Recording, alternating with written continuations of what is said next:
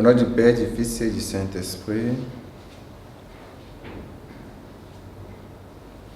Tu es l'Esprit au sceptre dans le doigt de la droite du Père, l'Esprit de vérité promis, toi qui inspires nos paroles.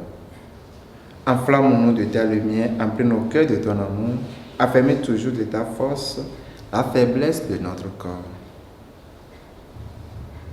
Le Seigneur soit avec vous.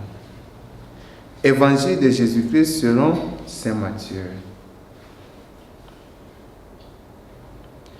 Après le sabbat, à l'heure où commençait à poindre le premier jour de la semaine, Marie-Madeleine et l'autre Marie vinrent pour regarder le sépulcre.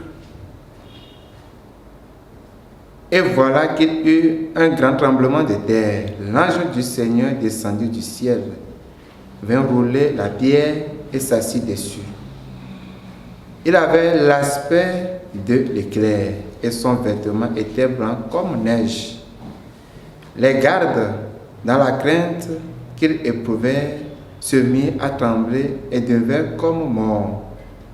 L'ange prit la parole et dit aux femmes: vous soyez sans crainte. Je sais que vous cherchez Jésus le crucifié. Il n'est pas ici, car il est ressuscité, comme il l'avait dit. Venez voir l'endroit où il reposait. Puis vite, allez dire à ses disciples: il est ressuscité d'entre les morts. Et voici qu'il vous précède en Galilée. Là, vous le verrez. Voilà ce que j'avais à vous dire. Vite, elles quittèrent le tombeau, remplies à la fois de crainte et d'une grande joie. Et elles coururent porter la nouvelle à ses disciples. Et voici que Jésus vint à leur rencontre et leur dit: je vous salue. Elles s'approchèrent, lui saisirent les pieds et se prosternèrent devant lui.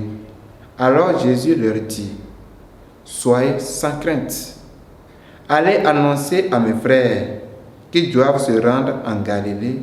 C'est là qu'ils me verront. Acclamons la parole de Dieu. Attente, tout était en attente, comme les choses étaient d'abord comme attente. Les femmes dont il est question au verset 1 sont évidemment depuis quelque temps en état d'attente. Elles avaient vu le Sauveur placé dans le sépulcre juste avant le coucher du soleil, au début du premier jour de la semaine.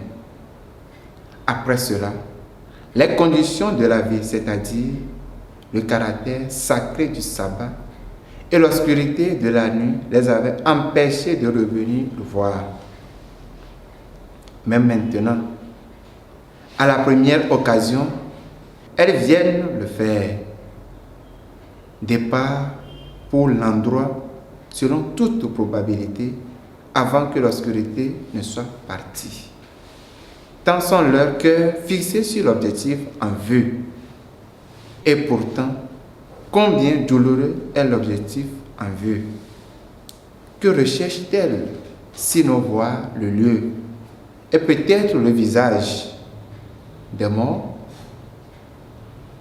Et qu'espère-t-elle faire au mieux, sinon ce qui est habituellement fait pour les morts?